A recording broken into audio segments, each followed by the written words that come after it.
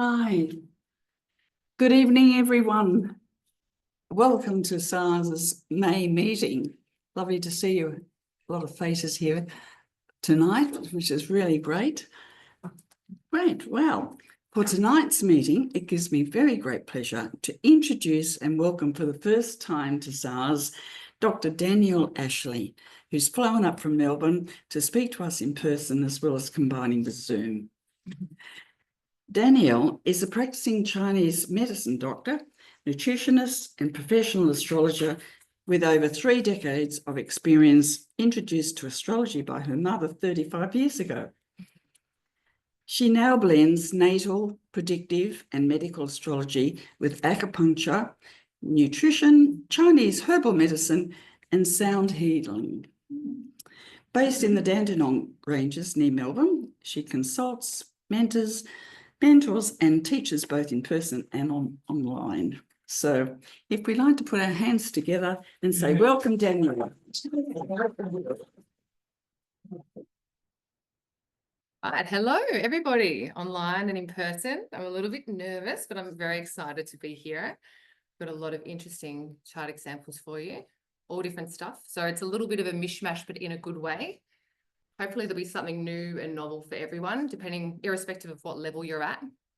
Hopefully not too many people get lost or overwhelmed, but if you do, especially if you're in person, feel free to ask me questions afterwards. I'm probably not going to be checking the meeting chat straight away, but we can check it at the end. So if anyone has questions that come up, pop them in the chat and then we'll check them at the end. Let's go. All right, so make sure I'm seeing the same thing everyone else is seeing. Okay, great. So today I'm going to talk to you about how I translate astrological insights into real life medical solutions for people. In my clinic, which I run up in the Dandenong Ranges, I treat people of all ages, online and in person. Okay, so these are the things we're going to cover today. Firstly, what chart do we choose? So medical astrology has got a numerous bounty of charts. We have to decide first what to choose.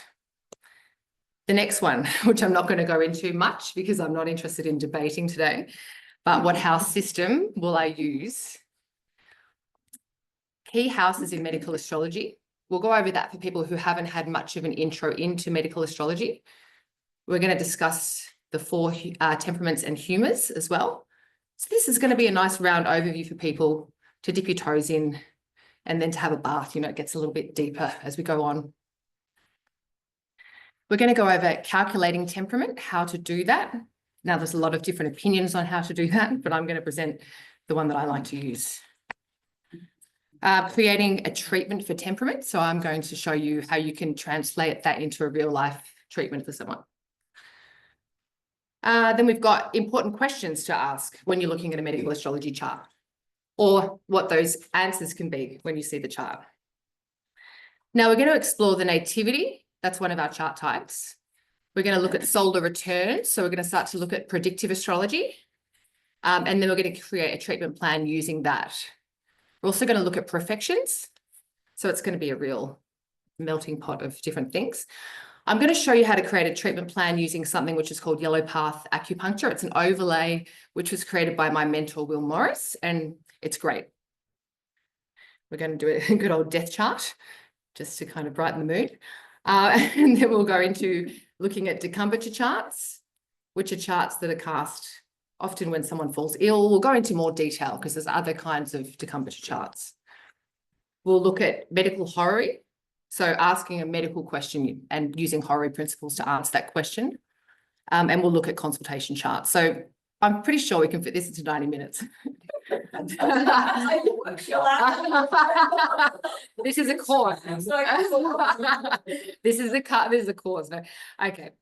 So because there's magic in every moment, looking at a chart should be representative of looking at the cosmos at that moment in time. And the message should be, you know, like a translation or a correlation. But if it's not, if you look at your actual situation that you're dealing with and there's no connection, then that's just a chart you would throw out.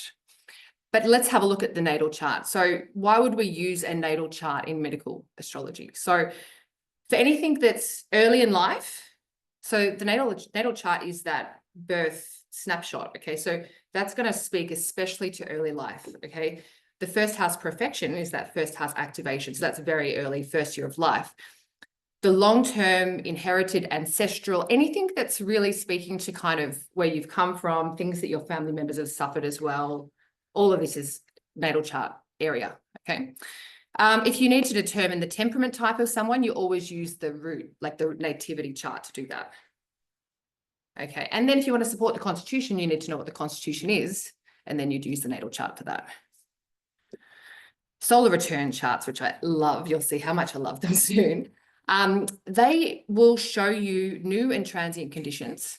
So new illnesses, things that come up, or you can chart the progression of illnesses through multiple years, called continuous horoscopy, where you're looking year, seeing how does the illness progress? Do they get better or worse? The solar return chart captures new moods for the year, changes in disease, but it also is triggers. It triggers the nativity chart. Okay, so if you can actually overlay that solar return chart, you can see what is unlocked in the natal chart. And that's where the magic of solar returns really comes in. Transit charts. Now, transits are triggers. Transits are going to be also having a sense of a humoral influence of their own. So if you've got a Mars transit, that's going to be a choleric transit. It's going to bring hot, dry energy to someone. If you have like a Jupiter transit, it's going to bring more of a sanguine kind of energy. Okay, so let's go. I also said watch the Time Lords. We'll get into this in a bit more detail later. Decumbiture charts we spoke about before are cast at a significant medical moment. So this could be even just an email that you receive as an astrologer, or a phone call, or the time someone falls on the ground. These are all appropriate times to be decumbiture charts. So get people to write these times down. If you're consulting with people, say, you know, if you have like a really bad flutter or whatever, and you have to go to hospital, write that time down. Okay, medical horary questions, pretty much, it speaks for itself. So we're asking an important question, or someone's asking us a medical question, and we're answering it using the chart. Consultation chart. Now, it's sort of another type of horary, really, but we're using a chart based on the time that someone walks into the clinic. I also cast these if I'm doing an astrology session to see what they really want to see on that day. So like when they book for something and then I see what we're looking at on the day, I'm like, okay, I know why you've come to see me today. You know what I mean? So we're connecting with the moment of that time, and the moment is the magic.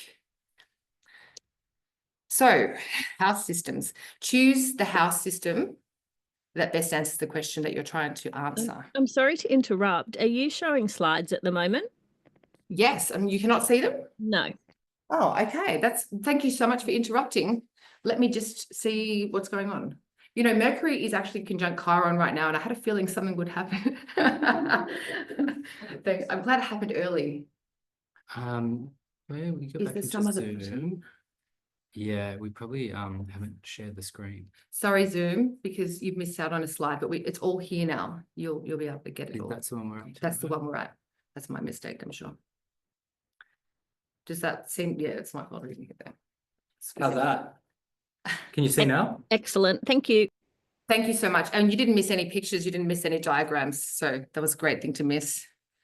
Let's begin. So again, also, when you decide on a particular chart, so say you want a house division of a particular type because you want to answer a specific question or you want to use a technique over it, you still need to look at that chart and see, is this radical? Like, does this chart represent the person, the condition, or is this like something I should throw out? You don't just take it blindly because it's a chart. You've always got to check it. Okay. Now the slides are not clicking. Yeah, maybe we're sharing the wrong one. You had a couple up there. Maybe we'll just make sure we're sharing. Yeah. Let's go back into screen sharing. I'm glad that you're here to help with this. Sorry, guys. I'm just making sure we're getting the right one. Do you know which one we're? I want that one. It's that one? Yep. Should make sense then. Okay. And then can I go next? Okay, great. Okay. So let's look at the key houses in a medical astrology chart. So these are the most important houses. I've done this lovely diagram. I hope you like it. So let's start with the first house. Now, this is the house of the individual person, the patient, the client. This represents their body, their mind, and their spirit. Okay, so it's at the intersection of the top of the chart, which is the spiritual component of the chart, and the bottom, which stands for their body. Okay, so this is representing that intersection. So it's very important. This is going to talk about the strength of the patient. Now, when we're looking at ancestral conditions, we need to consider the fourth house, the blue segment here. This is going to talk about conditions that are inherited, or the ruler of this will probably be a representative. The grave, the end of the matter. Okay, so it's still got that secretive, under the earth kind of energy. The sixth house is the house of illness, the house of accident. It's not the house of health. The house of health is the first house. This is not health. It's the opposite. Servitude, people that are forgotten about, people that are homeless, people that don't fit in. You know, this is a very loaded house. It's very important. The seventh house is the house of the doctor, the astrologist, the therapist. Yeah. The eighth house is chronic illness. So we're taking illness to the next level now. We're not just sick. We haven't just had an accident like in the sixth house. Now where that accident is sticking around, that's becoming a problem, like a long-term problem. And generally the theory or the thought of the eighth house is this is something that we're going to carry with us until the grave. It's also the house of literal death, as well as anguish of mind and just not being quite right. The 10th house is the house of the treatment. So we would explore that to find out what kind of treatment would be suitable, or if a treatment is suitable, what kind of things we could try for a certain condition. And the 12th house is the house of mental health issues, addiction, hospitalization, isolation. Pretty sad place there, often the 12th house. Obviously, there's going to be bright sides to it, but I'm pretty traditional these days and try not to be too negative. All right. So yeah, we're back. Okay, so now I want to take you through the 4 temperaments, because I find this is an interesting thing to sort of look over. It is a division of, like, if you take the whole population, you divide them into 4 types, 4 characteristic types. This was sort of seeded back around the time of Hippocrates. I'm not sure if Hippocrates was the one who did, but it was carried through, like through Galen. It was carried through like Abu Mashar, the Persians. It went to Guido Bernardi, all these, like all through history. This has sort of been added upon. Culpeper, Gadbury, all these guys, all these medical astrologers and thinkers and physicians of the time. So this is quite an interesting idea. We've got the 4 types. We've got the choleric type, the sanguine. Okay, so let me just take you through. Choleric is the hot and the dry type.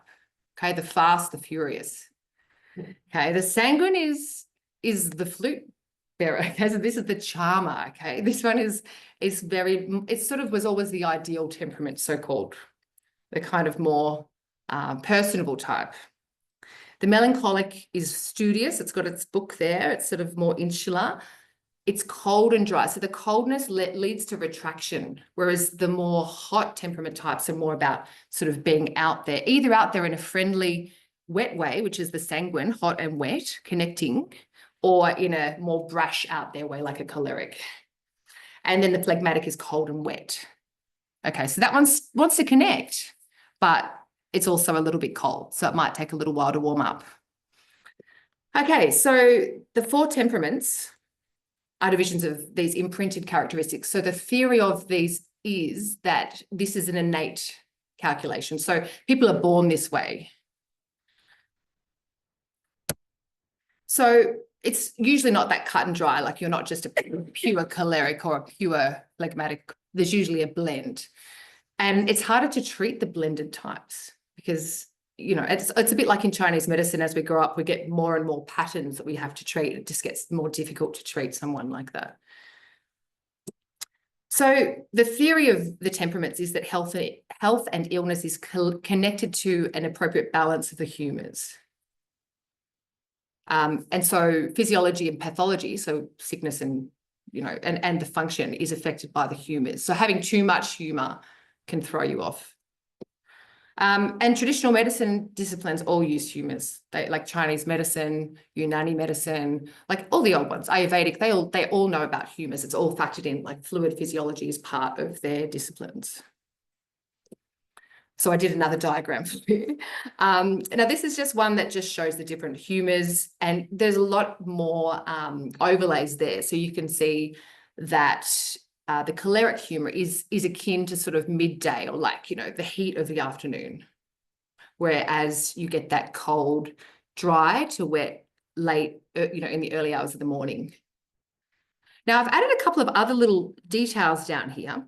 So other planets will take on different humoral types depending on whether they are occidental or oriental to the sun.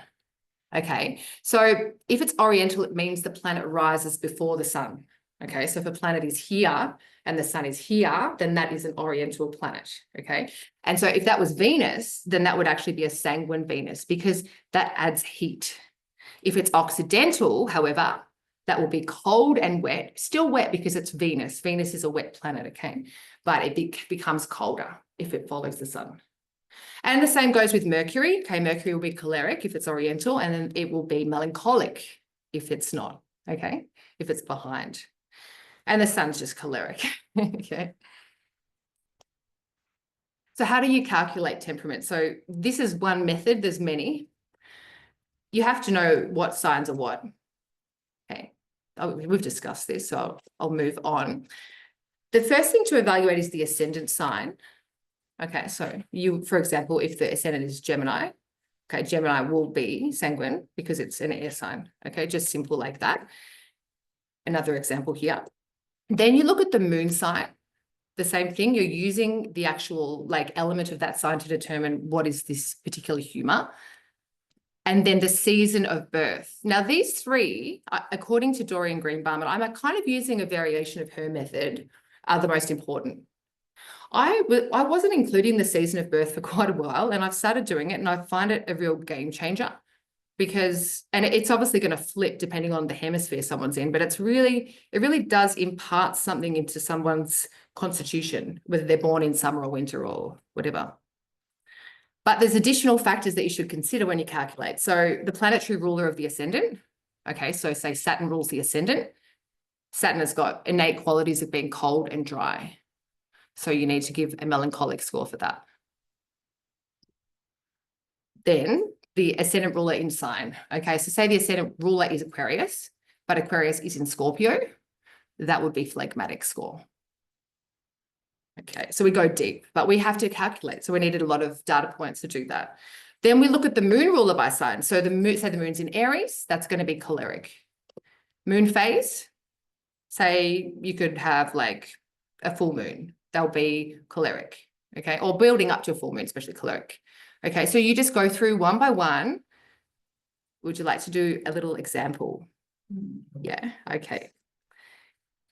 Right, so we're going to look at Kurt Cobain today. This just came out of the way for me. I wasn't planning on using celebrity chart, but we're going to dig into his life quite a lot. So this is his nativity.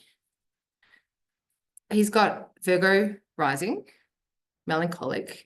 I'm going to move through this pretty quick because I've got quite a lot of slides to cover. I'll have a little read at that. Hopefully that becomes pretty clear. So what's his humor? What's his temperament type primarily? Yeah.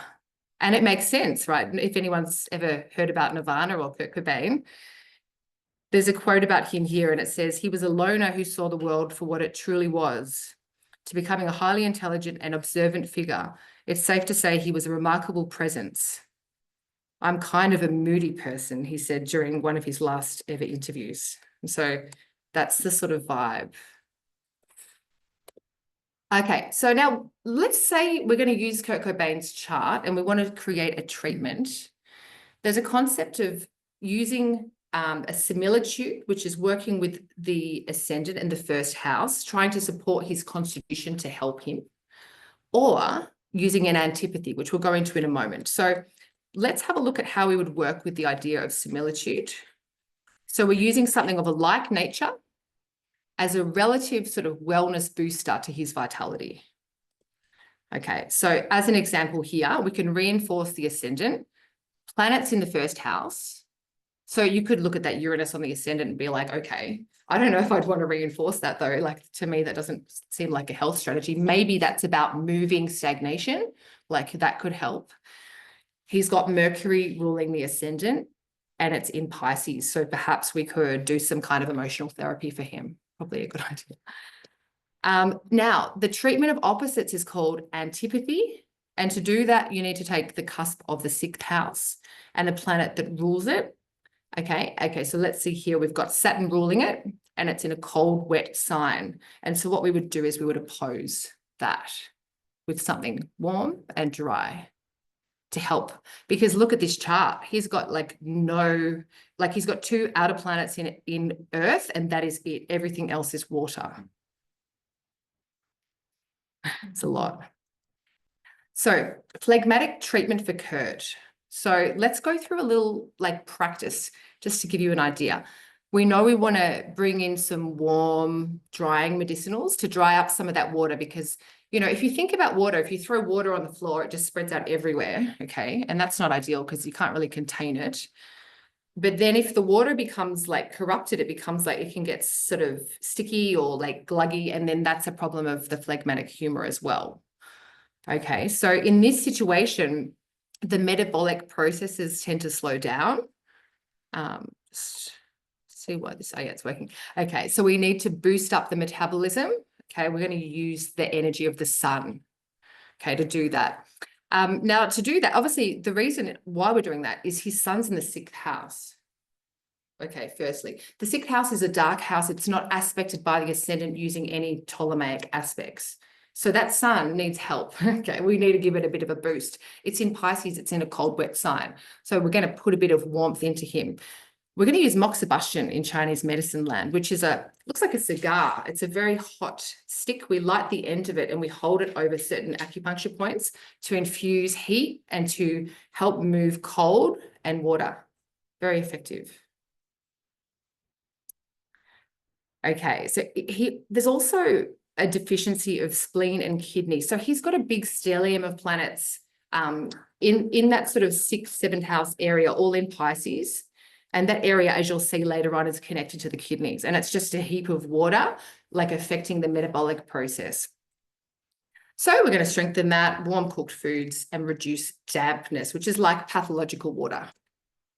So he needs to avoid cold raw food, which is just going to make more mucus. In Chinese medicine hates uncooked food generally. We like to have it warm cooked, so it's pre-digested. Fresh ginger would be very good for him. Mobilize fluids because they're not moving right.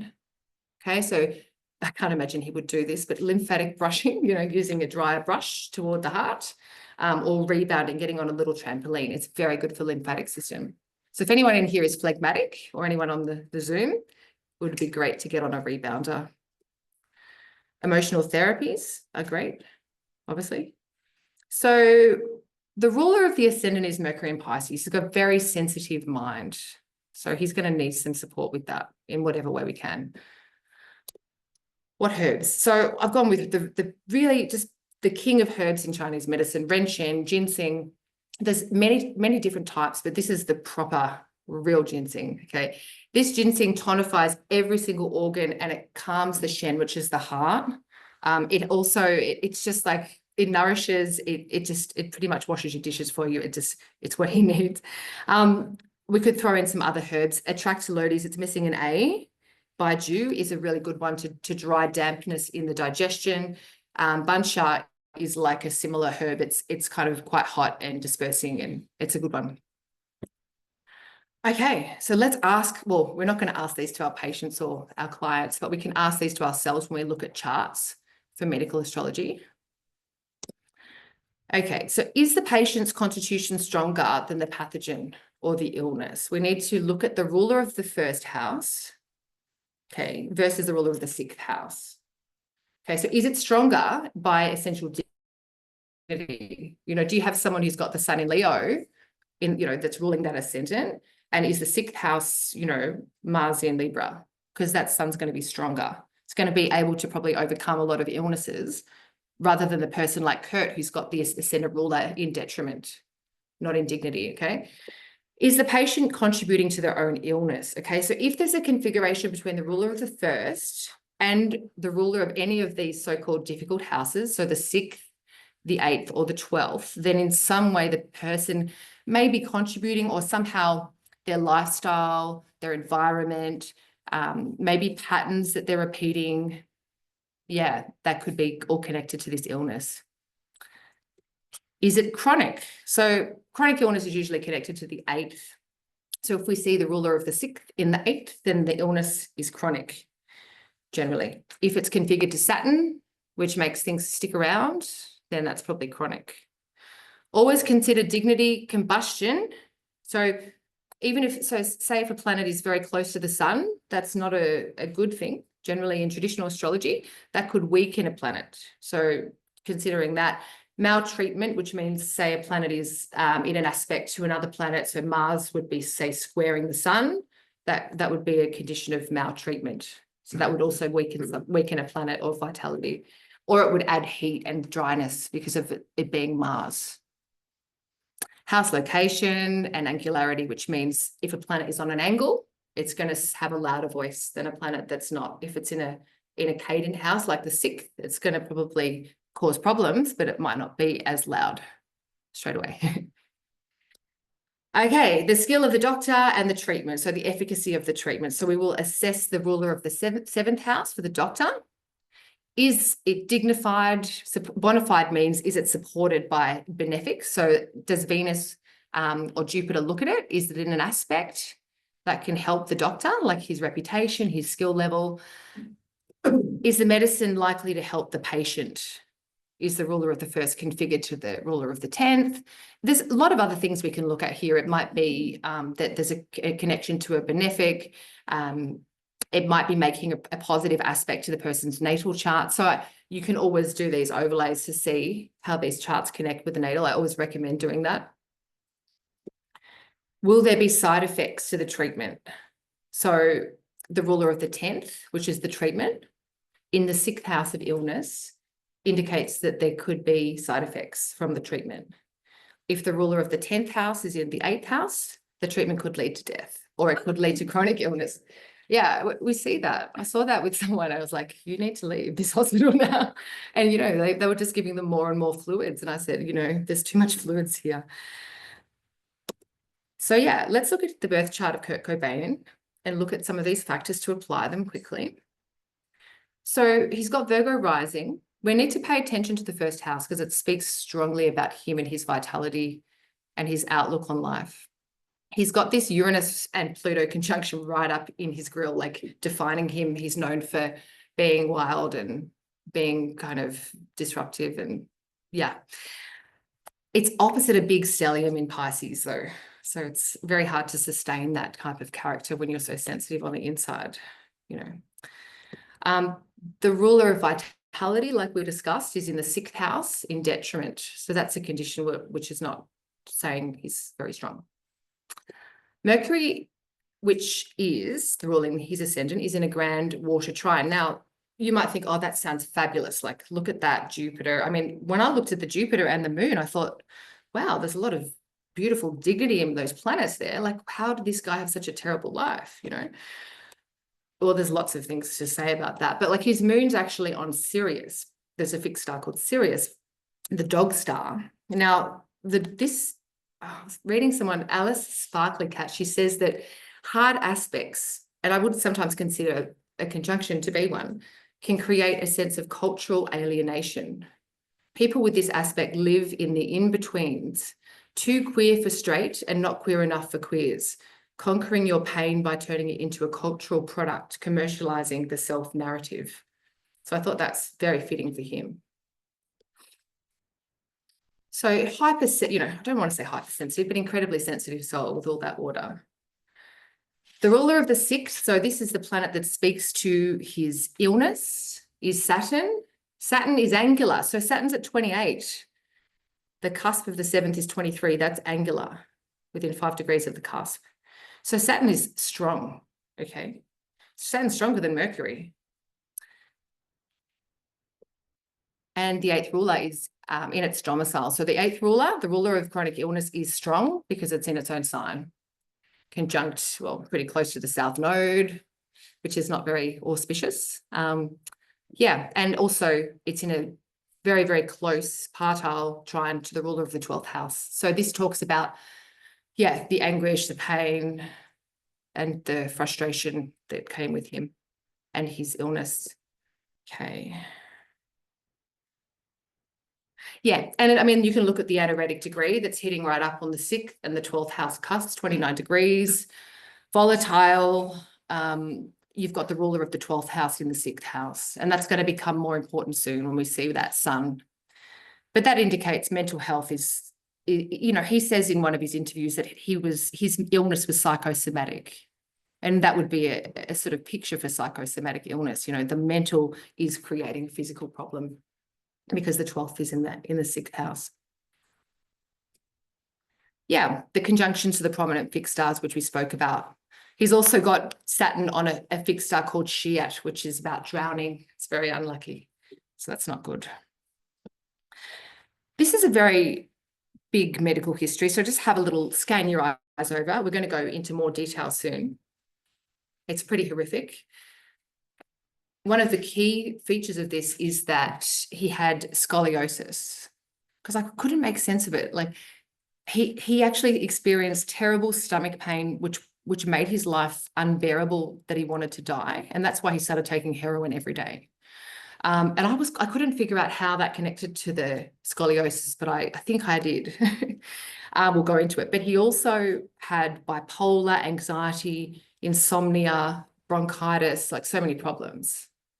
And you can see it all in the chart, unfortunately.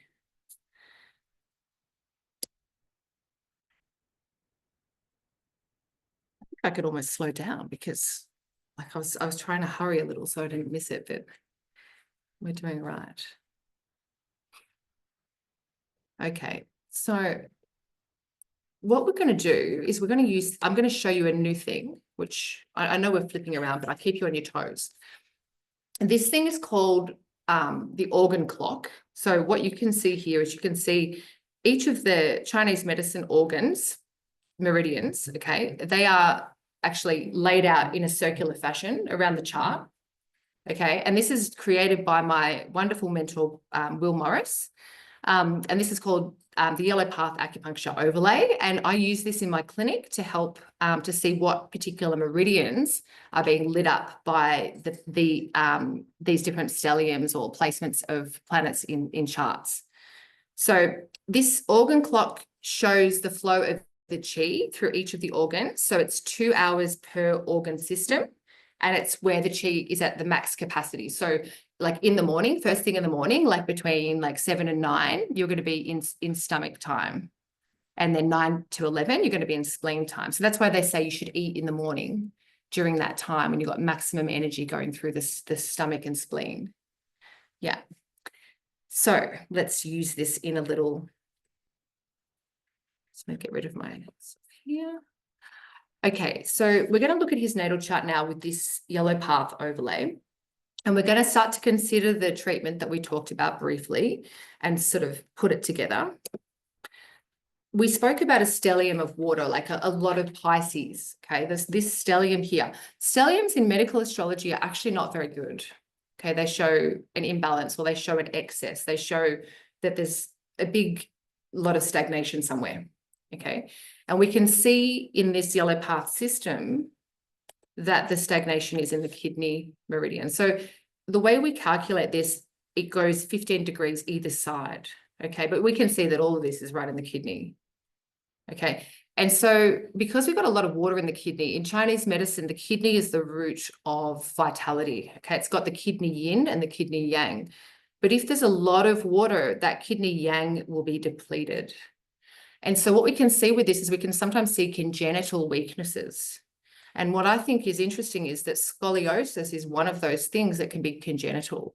And because the kidney is the gate of vitality, like it holds that, like the destiny of the heavens when we're born into that. And if this is interfered with, it makes life very difficult from a very early age. So the other thing about this cool overlay is you can actually use it to treat people at certain times of the day. So if we were treating Kurt, for this problem, and I really wanted to like zone into that area, I could say, come to see me at 5 o'clock. And I can actually treat him during kidney time to like maximize the benefit. Okay, so we can see there's a really like strong Mars happening here. Okay, there is inflammation in the liver. Now, there's no surprise. We're talking about a rocker here, like he's doing everything, but it's fitting, right? So we would want to probably clear damp heat. I say damp heat because it's Mars, which is hot, but it's in a cold, wet sign. So we've got a bit of hot, we've got a bit of wet. It's probably damp heat, yeah? That's a Chinese medicine thing, but what it means is toxic heat in the body.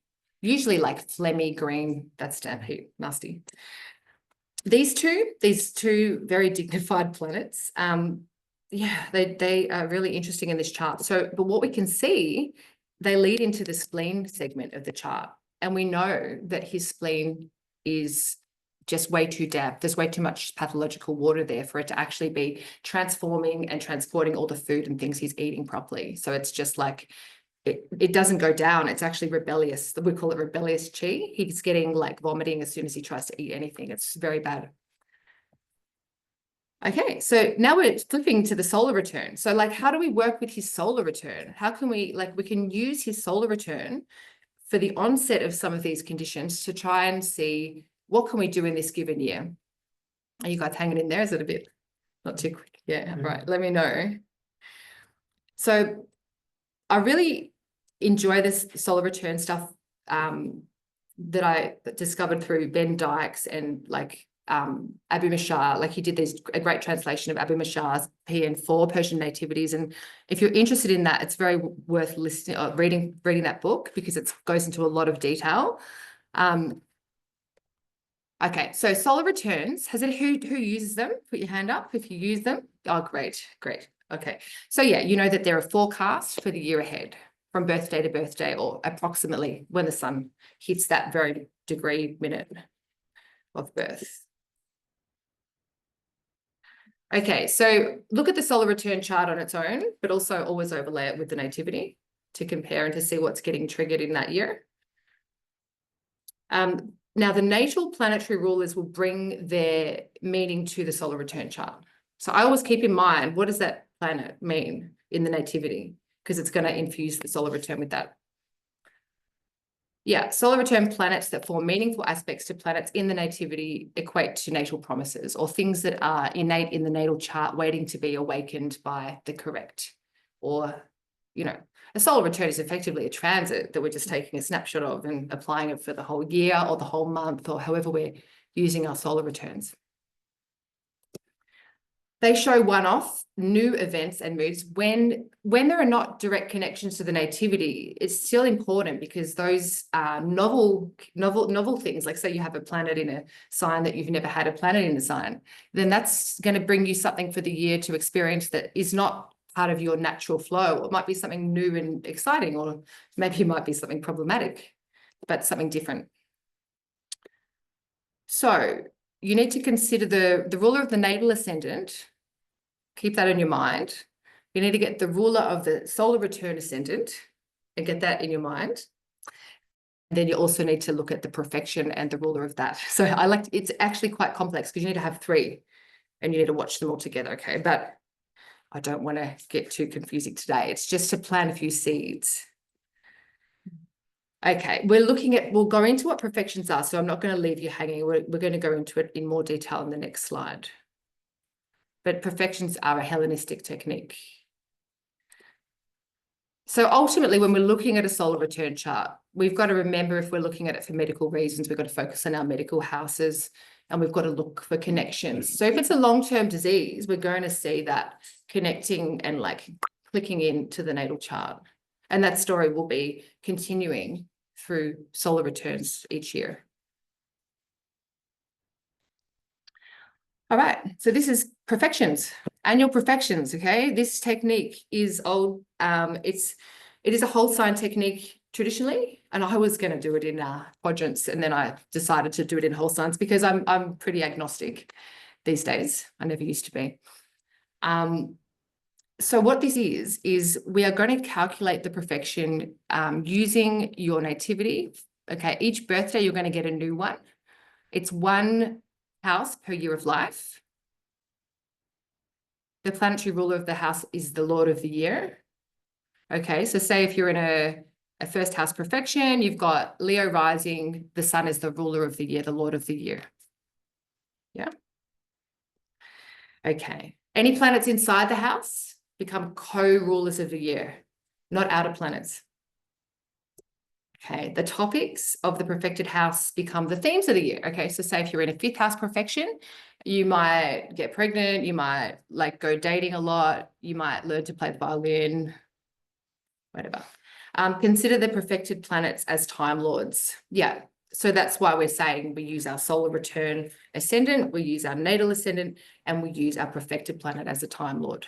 Time lord just means we've got to see what planets are activated to look at in the solar return.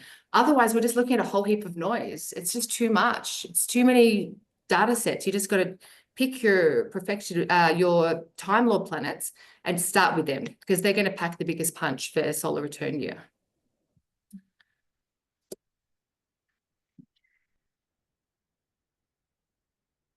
Okay, so let's have a look at his chart. So when he was 9, his mum and dad separated. Okay, that was a 10th house perfection. If we're going by Renaissance rules, then that's going to be the house that rules the mother, matrilineal bloodline. So that's fitting. Okay, then we got 13 years of age is the year he was diagnosed with scoliosis and he started taking drugs. Okay, then we've got 17. He started having daily stomach pain that was beyond bearable and he wanted to pass away. Horrible. That is a 6th house perfection year, which is a difficult year, ruling illness, and also just ruling really feeling down and out, not feeling confident. You know, it's a difficult house. When he entered an 8th house perfection at 19, that was when, he was actually having it even worse, and he started to like experiment with heroin and everything like that. And by 21, in the 10th house perfection year, that was when he actually started taking heroin every day. Just he decided to because it was the only thing that stopped his pain.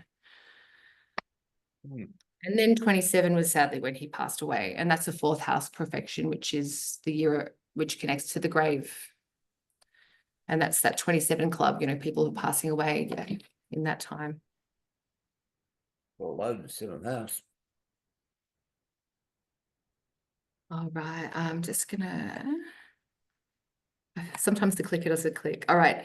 So let's check out the chart for his divorce, his parents' divorce, because this is important in setting up the scene for his health or lack of health.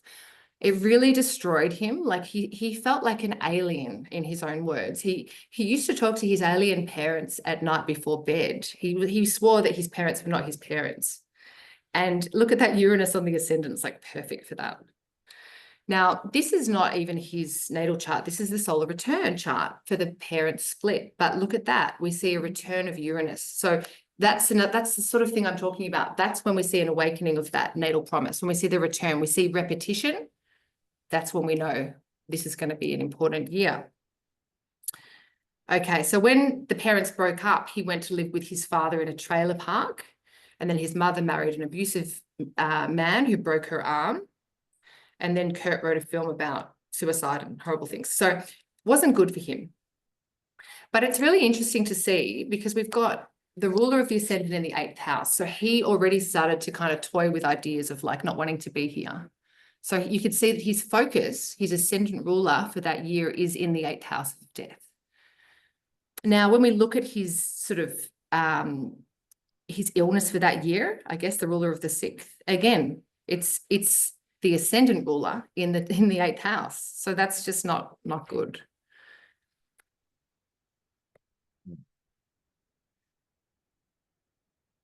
Okay. Got a lot of arrows happening here. It's not, I don't know what's happening. The technology is not clicking. Okay, it is now. Sorry. Okay. Now the ruler of the 4th house is going to be important because we're talking about the parental home.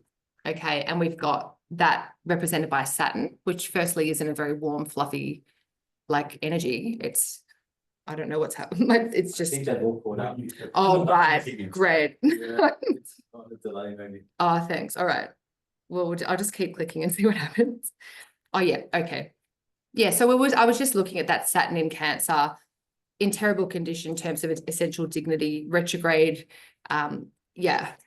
This is indicative that the father is sort of offline right now. He was abusive. He was not a nice guy. Now, this is a 10th house perfection. That's why I've got this 10th house activated. So this is what we're actually looking at. So it's interesting that potentially this time was a time that seeded some of his career prospects. Like maybe the sadness of it all put him into this like mode of like, I want to do music. Because I think it was his auntie gave him his first guitar, and like she inspired him actually to do that. Okay, so now we've got him. He's that Mercury. You know that he's that Mercury in the 6th house in Pisces, super sensitive.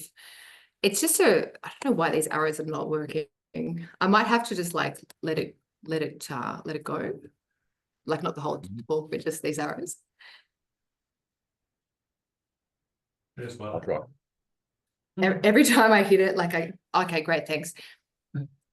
It's like I'm not even touching it now. It's just doing its own thing. What I want to say about this here is this is what I was talking about when I say that the solar return is tying into the natal chart. You can see Mars is here. It's actually squaring Mercury. Mercury is Kurt. Okay, remember that ascendant ruler talks about him, and Mars is squaring it. So this whole event that happened was so catastrophic for his sense of well-being that it has effectively destroyed him, and that's a marker of that in the astrology.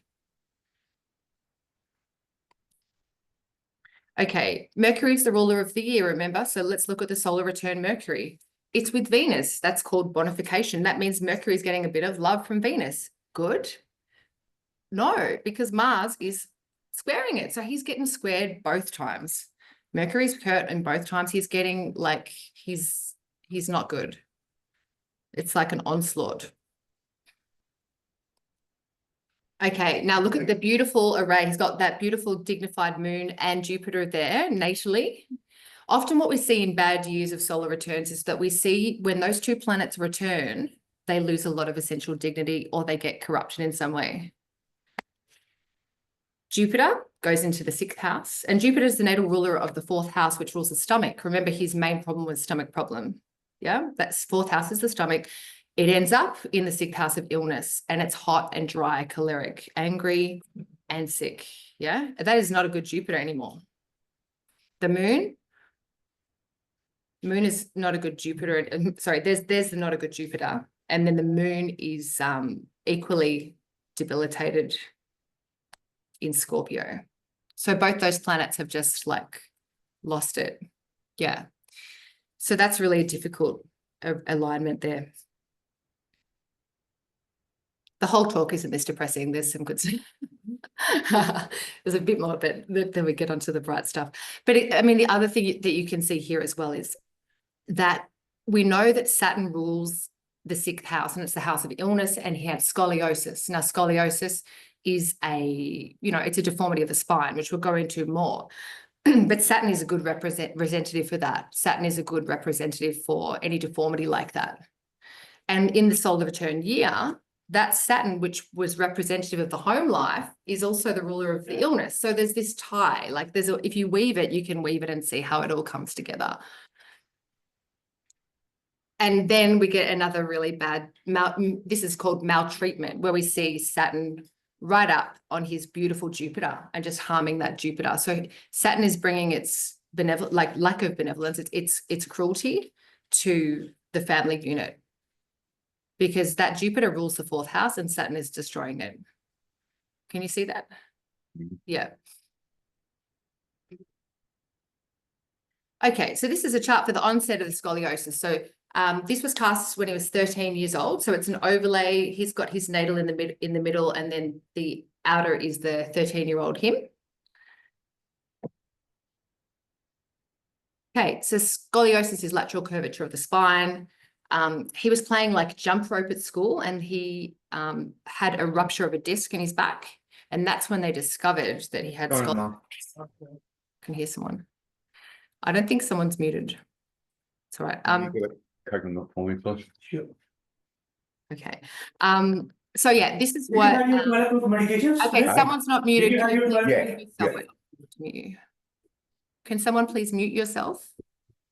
please. All right, let's see if that works. Okay. The thing that's really important about this year is when you look at this, you can see a number of things. Firstly, the sun in the 12th house, the sun is representative of the spine, okay? It's in the 6th house of illness. So his spine is not a strong area for him already. It's connected to the 12th house, as we discussed. But in this solar return year, the south node comes to the sun by conjunction. Now, the south node is connected to things that fall apart. It is connected to literal falls. And he had a fall in this year. So it's suitable.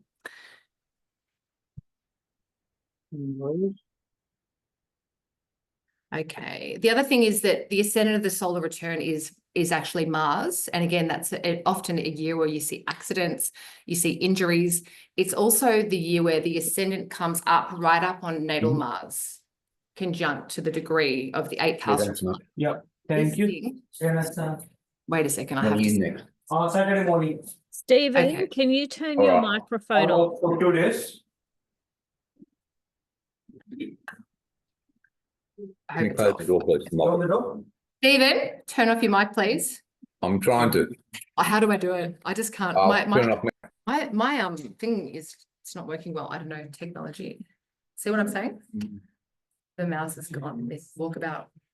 You could use these probably. I was expecting this would happen. With the is it up yes? And, yeah. Maybe we can't mute him, just hopefully he'll I have to ignore him. Okay, sorry, let's get back to it. All right.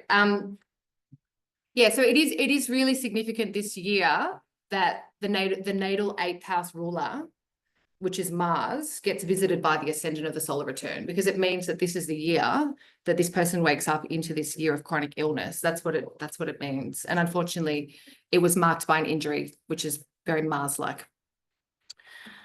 Okay.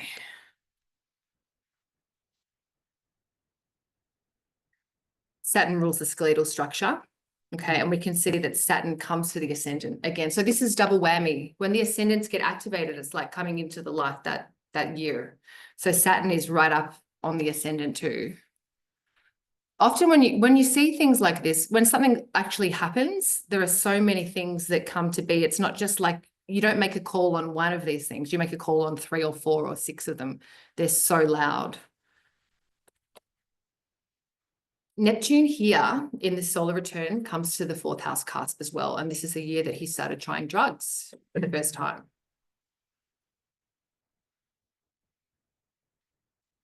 So it's interesting that there is this sort of, there's this square to that Saturn in the solar return too. And I guess potentially the pain of this back might have led him to try marijuana. And that's where it all started with him. So I wonder if that Saturn ruling the 6th house, indicating the illness, sort of led him to kind of go, all right, I'm just going to try and get rid of this pain. Yeah, we've discussed that. Okay, and the other thing is that Mercury is returning back to its natal place. And again, if the natal place is not a very auspicious natal place, like his Mercury is not very strong in the solar return, when that planet comes back and meets it, it just amplifies that inbuilt weakness. Okay, so what are we going to do about it? That's the best part. We need to help out Kurt. Okay, so we need to help treat the spine. Okay, the sun, as we discussed before, is in a cold, wet sign, so we're going to boost him up. We're going to support the digestion. This is pretty straightforward. We've said this already. I'm not going to go on about this. Obviously, the sun rules the 10th, so that's where I'm getting the treatment from as well. So we're using the 10th house as the treatment, and we're saying, oh, that's in the 4th though, so we need a bit more stability at home. The treatment ends up in the 4th. Stability in general would be good. Fixed signs on the cusp of the 4th, stability. He didn't get it. But because the ruler of the 1st and the 6th are the same, they're both Mars, this is indicative that he's somehow instrumental in his own illness. Or he's doing stuff that's not helping. So this is the thing, scoliosis, okay, it's interesting because the curvature, so on the left is like a sort of x-ray of someone with scoliosis. This is an acupuncture meridian map, okay? And the same spinal segment of like T12, like around here, there is a very important acupuncture point, and it's actually the lower back shu point of the stomach. Okay, so if you've got a big curve in there, the chi and blood are not flowing right to the organ itself. So he's got stagnation, he's got disruption of the organ function, he's got disruption to the enteric nervous system, which connects to the stomach. He's also probably started taking opioids around here, which disrupt the stomach. I'm sure that was connected, but it's hard whether it was the chicken or the egg. So what we do, I would treat him with acupuncture. I would treat him with moxibustion, which we spoke about, the warm stick thing, which is just using to heat that area to help encourage the blood flow to the area, to help reduce the stagnation, to get rid of any cold that's stuck in the area, leading to pain. Chiropractic could be very helpful. I'll give him a herbal formula. So I'll give him a spleen formula, which is going to help the digestion and stuff, but I would give him a kidney yang formula. Remember all that water we had here? We need something to fire it up. Like he was very is the word somnolent? Like he was very retired. Like he struggled to get going. And that's a sign, like if someone's really flat, there can be a bit of a yang deficiency. So Yogwei one, that's the name of it. It's very good for that. We'll get into particular things in a bit. So this is the chart for the onset of the pain. I'm not going to go into this in too much detail because we've got a lot more to cover. Just going to kind of flick through these and just go to a couple of them. The key point is that Uranus comes to the 4th house cusp, the 4th house being the stomach. Natal Uranus is on the ascendant, so it's made its way a quarter of the way round, squaring its natal place. So again, that is like business time, highlight activation of that area. The moon, which is in the sign of Cancer, which rules the stomach, returns to its natal place. And the IC, which we know is the end of the matter, often can be problematic. It comes right up on the natal Jupiter, which rules the 4th house. So it rules the stomach. So again, these are multiple things that we go, yeah, that's not good, it's not good. So we see that. We have a Saturn-Mars conjunction in the 3rd too. He had chronic bronchitis, so the 3rd house rules the lungs. Okay, we'll use the yellow path again. Have a little look at this. What could we do for him? Now, this is when by 91, he started using heroin every day. What could we do to help? We're looking at the solar return chart for that year. This one says we've got to treat Mars. So we've got to treat the damp heat, we said. So this is the toxic inflammatory process going on inside of him and the anger. We've got to treat, again, another stellium going on here. Again, it's happening. It's happening in both the kidney and the pericardium. Pericardium channel goes down here, and it's the protector of the heart. It's involved in emotional conditions a lot of the time. So we're going to treat. Also, look where Mars is, the damp heat, it's actually in the stomach channel there. But again, it fits with everything that's going on. It's just fascinating. And look at where this, oh, okay, there's no arrow for that, but we know that that's in the kidney and the pericardium. All right, so what formula are we going to give him? I'm going to give him a really great Chinese formula. This is called Wen Dan Tang. Okay, it clears phlegm, effectively. It's great. It's almost was written for him, but it's a shame he never got to have it. It's not just for phlegm. Phlegm can, in Chinese medicine land, these are the ingredients coming up. Phlegm can mist the mind. So we look at it like it can actually affect the consciousness. It can lead to symptoms like schizophrenia or bipolar. If phlegm, pathological fluid, rises up, it can actually have psychiatric effects. And so this formula treats it. Okay, it treats insomnia, it treats headache, it treats vomiting, and it redirects the stomach chi down. So people are not vomiting, like he vomited every time he ate. It's got some transforming herbs in it. This is not going to mean anything to you, so I'm not going to harp on too much about all these ingredients, but the crux of it is it's perfect to help to be an antipathy for the phlegmatic humor, because it's drying, it's mobilizing, and it's descending. And it's really interesting because each of these herbs has got a planetary correspondence, and it's too much to go into, but Mercury is an example as a ruler of Chen Pi, which is tangerine peel. Tangerine peel can it adapts based on the other herbs it's with, like Mercury does. So Mercury takes on the qualities of the planets it's with. So I just thought I'd mention that. So this is the death chart. It's pretty morose. Let's just go through this quickly, but let's ask the question, when we're evaluating the likelihood of death, we need to see, is the ruler of the ascendant applying to the ruler of the 8th? Okay, so the ruler of the ascendant is Mercury. The ruler of the 8th in the solar, well, the ruler of the natal 8th is Mars, okay? And we can see, I'm pretty sure they are. Well, actually, they're not there, but wait a second. They are, they're partile. Yeah, they're in a partile trine.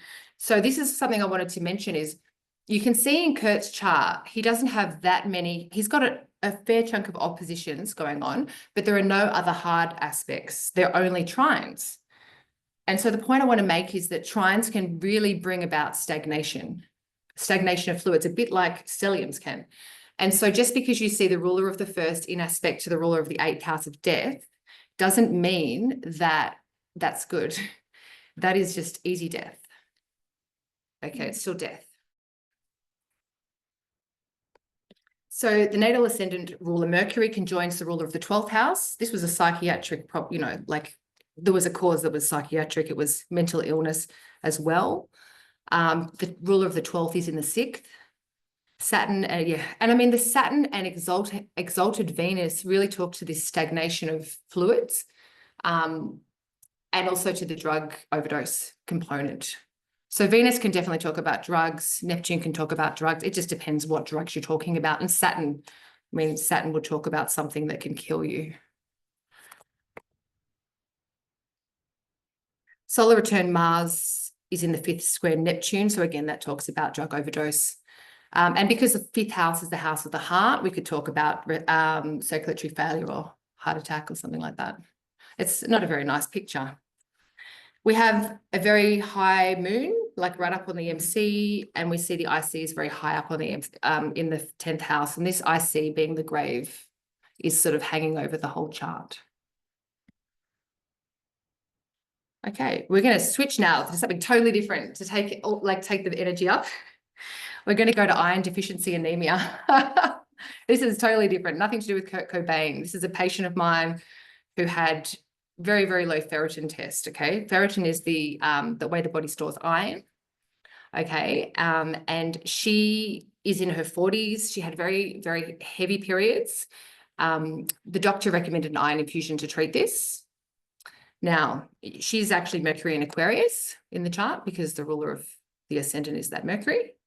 You can see she's about to go into Pisces though, the sign of Mercury's detriment. So that means she's probably not going to get better straight away, right? I shouldn't be smiling. It's not good. So then, anyway, we can see that there's a blood problem. Jupiter rules the blood. Jupiter is sanguine, but Jupiter's in detriment. So that blood is low, no good, right? The ruler of the 6th house in this chart, this talks about the illness. The illness is Mars in Cancer. Mars rules iron. Iron is low in its sign of fall. And it's square the 8th house as well. So that indicates a chronic component. So the doctor is represented by the 7th house cusp. And we see that that is Jupiter in detriment. The doctor was okay, according to the patient, but he just didn't have any options for her. He just said, have an iron infusion or just eat more beef or whatever. He didn't know what else to say. Okay. And the illness is Mars in Cancer. We've got that. Now, the thing that's interesting about the illness, Mars in Cancer, made me think about the digestive process or the lack of enzyme or hydrochloric acid in this because Mars is in its sign of fall. And often if there's not enough hydrochloric acid in the gut, you can't actually extract the nutrients to get the minerals anyway. So you can eat all the iron you want. It's a waste of money. And, so that's what I thought it was. So you've got to look at the 10th house for the treatment. We've got a stellium, so there's going to be lots of treatments we need to do for this person. Okay, we need to stop the bleeding first. We see Saturn up there. Okay, we've got to stop the bleeding because this person is losing heaps of blood. No point trying to boost the iron if the bleeding is too much. So there's some really good Chinese medicine for that. Okay, also got to do some kind of like parasite detox or something like that because Neptune's up there. Okay, it's in a cold, wet sign, and Venus is up there. So that makes me think about either thyroid stuff or maybe like some dietary changes. Okay. Right, we're going to, as my slides like to go. So what do we do with Chinese medicine? Well, I always check the tongue and pulse. If anyone's had Chinese medicine, you guys will know, okay, how you do it. So we take the pulse at the radial artery. We look at the tongue color and coat and all this to create a diagnosis. And then I'll look at the chart as well to see what's happening with the chart and if that mixes well together. So in this case, you know, the person has got a mixed bag of things going on. So they've got deficiency of the digestion. The spleen, which is one of the digestive organs in Chinese medicine theory, is responsible for holding the blood in the vessels. And if it's not strong, it can actually be like relaxed a bit. So people can have like hemorrhaging or heavy periods. Liver stores the blood, and often with anything connected to menstruation, the liver blood is deficient. And the stomach's deficiency, because there's not enough hydrochloric acid, this is a theory, but I think it's correct to actually break down the iron. So yeah, we tonify the blood, we stop the bleeding, transform damp, and increase stomach fire to actually metabolize nutrients.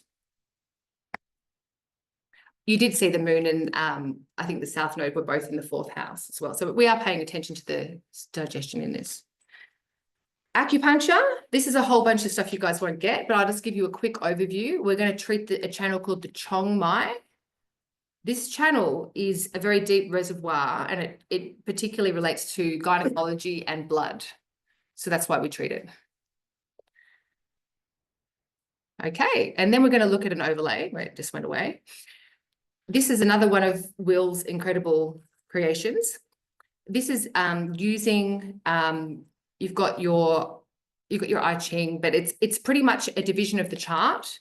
And you can see with this moon south node configuration, the bottom of the chart, the moon is in a cold, dry sign. And I think that speaks to deficiency of hydrochloric acid as well here, like not enough, like, yeah, fluid component in there to spark things up. Deficiency of blood too.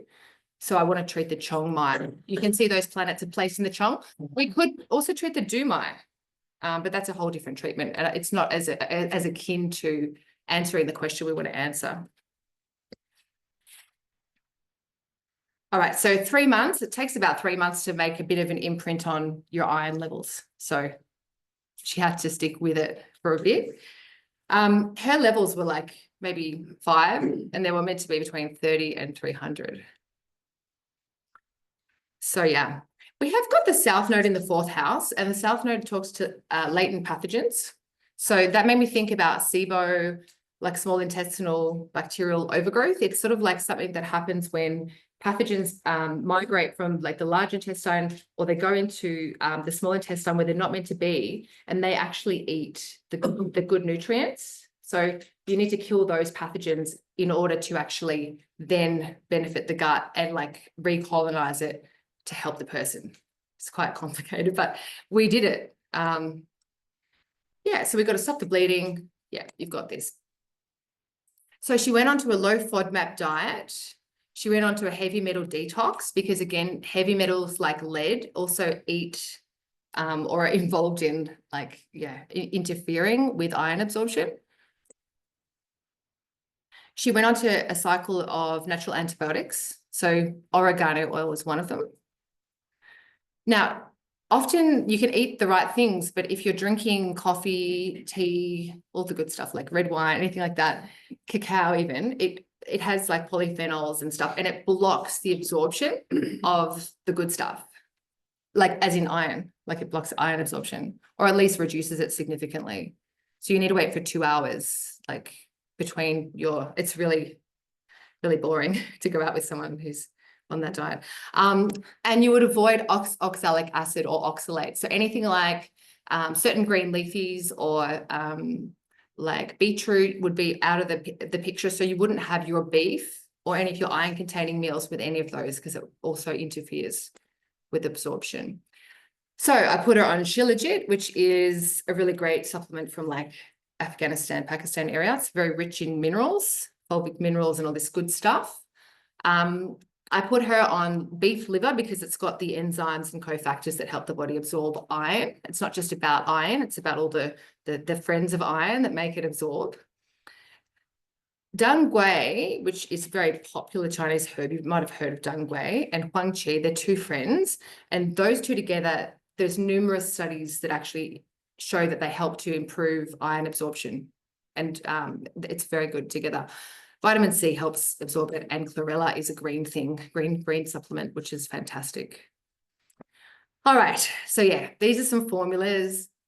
A good study formula, if anyone studies, I mean, a lot, or you read a lot, the spleen actually gets taxed by that, because there's a connection in Chinese medicine theory between the spleen and what they call the yi, like yi. It's like the spirit of the intellect, and that takes a lot of energy from the spleen. So this formula, Gui Pi Tang, actually helps to look after the spleen and nourish the blood of the heart. So it's very good if you're working late at night and you can't sleep, or you're having a bit of dream disturbed sleep, or your focus is off. This is very good. Anyway, she was on a few other things. And yeah, there's also some tuning forks in there and some moxibustion. That's what I was talking about with the hot stick for Kurt Cobain. This is the treatment that actually relieves coldness, pain, and warms the body. It was the beef liver, ancient beef liver. Yeah. Well, you can get it encapsulated now, but if people are willing to eat it, then sure. Yeah, but you'll find them much more likely to take the capsules because it's horrible. It's not. Oh, if you can cook it right, I'm sure. But I don't know. I used to be vegetarian. I don't know if I could get my head around it. Like in curry, you can make with beef and coconut milk. Yes, maybe one Is there a day. difference between lamb's fry and liver? I mean, I think you'd have a similar luck with that. It'd probably be a similar thing. Be good. I'd say because a healthy lamb. They don't eat that stuff anymore. They don't, like not Yeah, that long ago. I reckon it My could be kids were good. brought up with lamb's fry once a week, every week. They're probably pretty healthy now. Maybe we need more of that lamb's fry in our I life. remember when my son had his Asian girlfriend and he invited her over to dinner. Did you make it? And he gets lamb's fry. And Oh I my said, God. "You don't do that to a guest." Oh my God, wow. And she didn't want to eat it, poor girl. Who can blame her? I would, my mum used to make it. Oh my God. All right. So that would be good, actually. Who asked about that? Yes. Pate is very nutritious, as much as I can't get my head around it, but yes, if you can, go for it. Oh yeah. It's very nutritious. Yeah, so then we treat moxibustion. So we're still going to treat this woman with moxibustion because, again, this is going to help to increase the blood flow. There are certain points you can use this moxibustion on that actually helps improve iron levels. One of them is stomach 36, which is right there on your leg. So if you get a moxa stick, stomach 36, and you moxa it, actually can, there's studies into it. And then we'd probably use Jupiter tuning forks. So this is sound healing tuning forks that are aligned, they're tuned to the planets. So based on this chart, we would use Jupiter to help the blood because it's sanguine, to help hold it in the liver because Jupiter rules the liver. Would also use Saturn to constrain because there's periods of the month we don't want it to bleed so much. And then we'll use the moon to tonify the blood. Yeah. All right, we're getting there. I've got 15 minutes to go. So she wanted to have, or she was considering having an iron infusion, but she didn't want to because she knows a person who has a medical clinic abroad and they don't do infusions anymore because they had a lot of complications from this particular infusion. So she was like, I don't know if I should have it. Can you do a chart? So the treatment in this case is ruled by Saturn because it rules the 10th and Saturn's in the 12th. So firstly, I'm thinking, nah, don't have it. Like, I know that's quick, but I was like, I don't like that. Saturn's conjunct the ruler of the 6th as well. Saturn rules stopping the blood. So, I mean, the other reason I didn't want her to have it was I was like, well, we can't tell how my interventions are helping you if you just go and whack in like a whole bottle of iron into your body. I'm not going to know. So I need to know if it wasn't just about that, but the root of the problem here is the absorption of iron. So putting more iron in is not going to fix the problem necessarily. You might get a little bit of a bump up on your blood test, but it doesn't mean she's going to feel any better. Mars is in bad shape right on the bottom of the chart. And it rules 8th house, so that's the problem. Yeah, and it rules her iron. So her iron's on the floor. She knows it. She's desperate to fix it, but you know. This is a funny one. I included it for a joke. So this is actually a real client question. This person was like living up in like Byron Bay, and it's funny. I just said Byron Bay because it fits. Like she was doing this turpentine detox. Like she wanted to get rid of parasites or something, and she was told that if she drinks like a diluted version of terps, like that she would get rid of parasites. And I was horrified. But she insisted on like booking a session about it. So I thought I agreed to do it. What do you guys reckon? I mean, that's like screaming at it. It's just screaming, don't do it. Neptune is in the 10th house of the treatment. So the treatment is poisonous. Neptune is poison. The answer is that's a poison, right? That's a bit like Trump's COVID. Right? It's a crazy thing. So the patient is in the 8th house, and she's moving toward a conjunction with Pluto. So like, I think she should not take that. But you did the chart on the time that she was coming to see you? Or Yeah, this was a medical like horror question. So like I cast this chart when I got the download, when I understood what her question was. Usually I do it when I feel like it's the right time to cast it. Sometimes I wait till they're in front of me. Usually I do it before. I just let myself tell it's a feeling, it's a sense. This is the time, cast it. Yeah. Some people are very like, chart to be. no, I don't manipulate it. If I get the download, then I cast the chart. I don't like, if someone asks me a horror question, sometimes I'm like, this is the horror moment. I just cast it straight away because I just feel that's the moment. But other times I still haven't understood what their question is. You need to fully get the whole download of what they're asking and then cast it. Yeah. So it's sort of up to each individual astrologer how they do that. So yeah, I think that's quite it's a full-on chart. Look at that. There was also, sorry, I flicked it, but there was also a moon Uranus opposition happening in 3 degrees too. So the moon would hit Uranus, which is just like, that could be a bad surprise. 6th, 12th house, she could have been hospitalized. Yeah, not good. This is a consultation chart. Now, this is coming right to the end. This is my last one. This is a consultation chart for a female patient of mine. She's 58 years of age. She's a yoga teacher and she has a shoulder injury. She does the craziest yoga moves, so I'm not surprised. So her ascendant, so she's got Saggy rising and she's got Jupiter in the 6th house, so she is sick. She has got a bad shoulder. So Jupiter is in Gemini, so its ruler is Mercury, and Gemini and Mercury is ruling this shoulder. It's quite a fitting chart. Is this horror? Yeah, this is a consultation chart. So this is cast when she comes in. When she comes in, I'll take her pulse, suss her out, and then I'll just remove the personal information. So again, this chart is just cast at the moment that you see them first. This one is, because this is actually a consultation, so she's coming in. Yeah. So when she comes in, I just check it. I do that with every patient. So as soon as they come in, I just have the chart running in the background and then I'll treat them. And even when I don't, it's funny, even when I might forget to do it like that. I had a guy on the table the other day and I was treating him. It was all liver stuff. The pulse was it was very wiry and he had a lot of heat in the liver. And he was asking me about the chart. And then I just popped up the chart and it was just all liver. And I was like, see, it's a correlation. Like it's always like speaking. It's just that, yeah, it's like that. So yeah, this chart's interesting. Let's carry on through this. So we know Gemini rules the shoulder.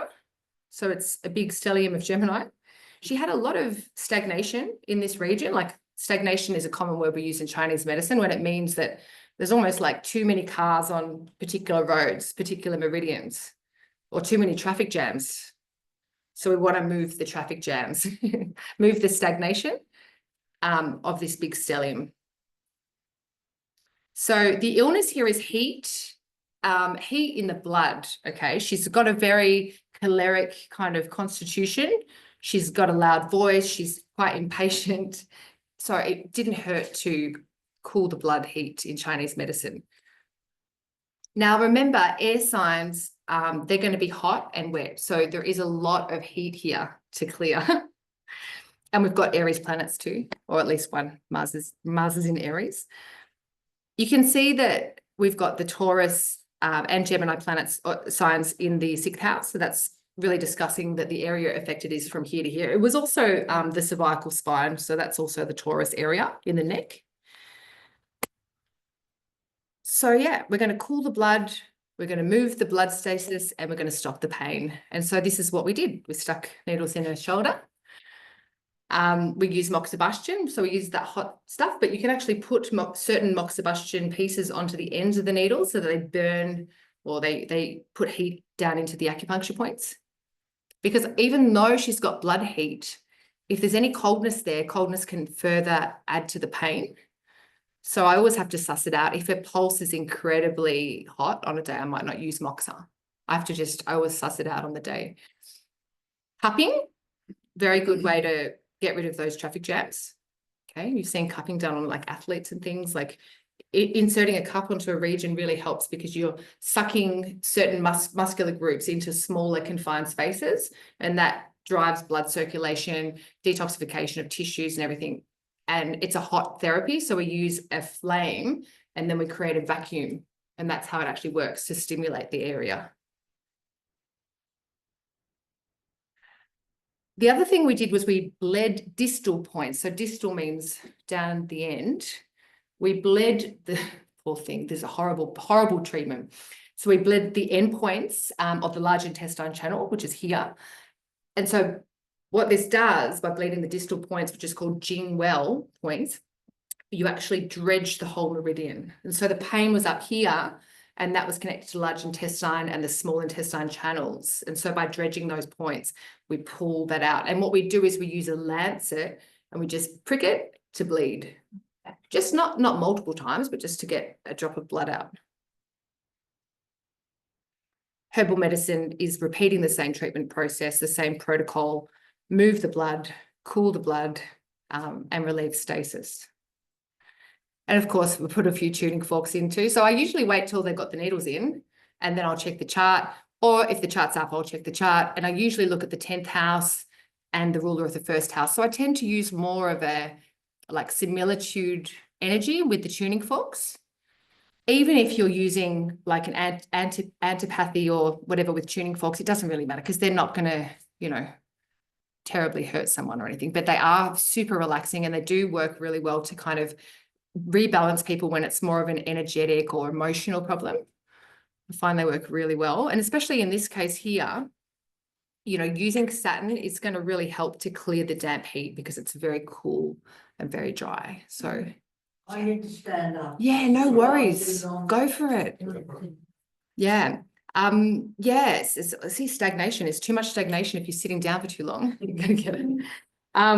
Yeah, and so we'll treat the blood with Jupiter, and if it's a lot of heat, we might use the moon as well. And we can use that tuning fork on the Jing Well points as well. So if you don't have acupuncture needles, you can actually go and get some tuning forks and start to use the chart. Definitely check out Will Morris and check out his courses because he does amazing stuff with sound healing and medical astrology. It's worth looking into. Anyone got any questions? Thank you.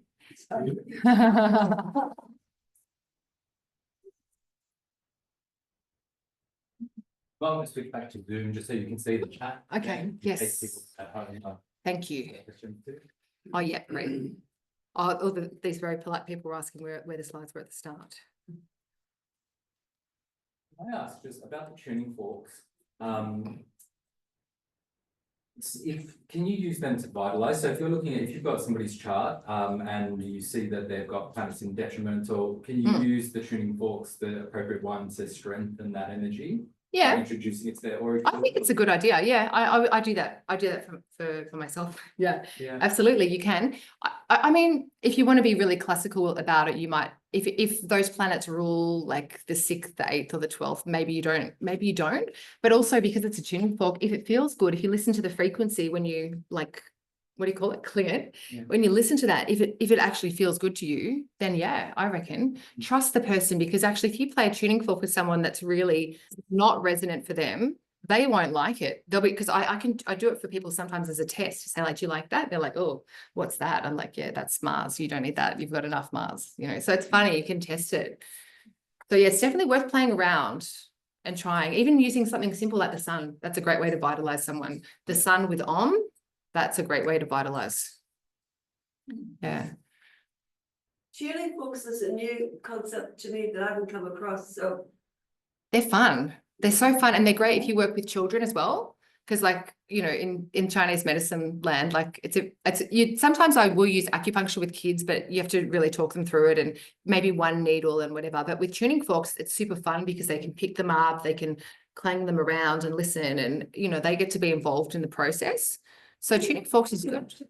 Oh, you know, I actually bought some, but I left them in the car, unfortunately. But they have an activator, so it's a bit like a big plastic kind of circular thing, or there's other ones you can like clip onto your leg and then you just bang it. Yeah, it's efficient. As you're walking around, you just, yeah.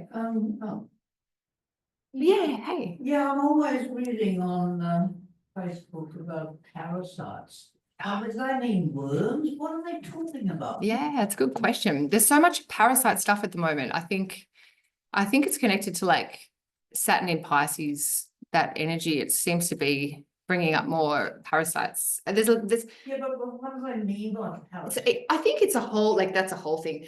Yeah, it could be literal Yeah, worms. you mean it could be There's a new- ratio. It could be bad bacteria, could be any kind of like, so any pathological bacteria. Bad bacteria could be a parasite. Like, as an example, like this SIBO, right? So like these bacteria that were in a place in the body they weren't meant to be, Yeah. that's a parasite effectively. Because that's a parasite because it's actually consuming the good stuff that person should be. Bacteria. The balance is off, right? Towers, parasite. What's that? Power. Eiffel Eiffel Tower. Towers, parasite. Absolutely, it's blocking the, you know. Parasite. Oh no, that's a good one. I love dad jokes, so that's a winner for me. I really like that. Oh my God. I need to remember them. Hey. I'm really intrigued, Danielle. You practice Chinese medicine, you use moxibustion, acupuncture, you know, a lot of the other modalities within that, and yet you do Western astrology.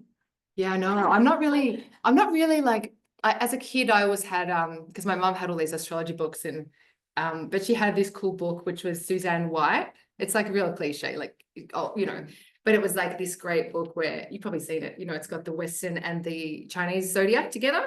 And I loved that book. And I had it till recently, I somehow lost it, but that was really it. Like my cousin, she's also a Chinese doctor and she does Chinese astrology, but I can't, I've got enough going on, you know, but I really would like to talk to you more about what you do with that. Yeah.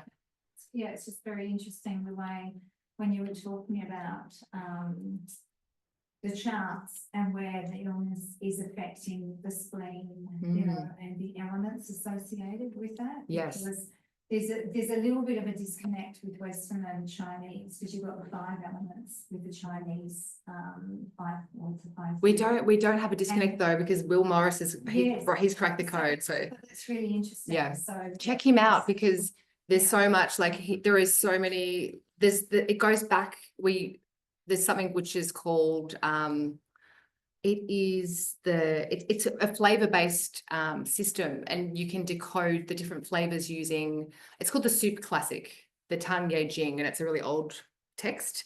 And Will was teaching us about that. It was incredible. But each of the different planets has got a different flavor. So they all do. There's a correspondence. But it does surprisingly perfectly overlay over the astrological material. And I wasn't sure how to do that until I met Will. And so, yeah, it's really worth delving into, because it's a whole world. okay. Yeah. I'll have a look. Yeah. So you started with astrology first and then went to the Chinese medicine? Yeah. So I started with astrology with my mum.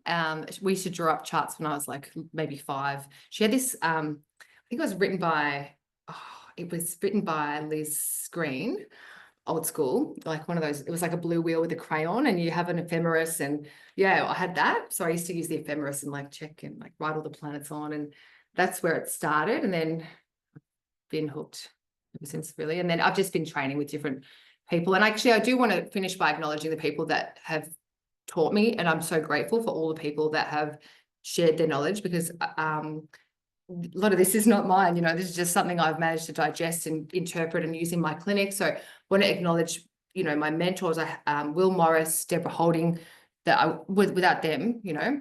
Also, you know, Ben Dykes and Chris Brennan, who've taught me a lot.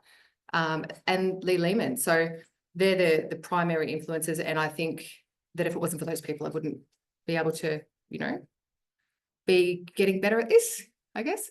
So yeah, thanks to everybody for listening.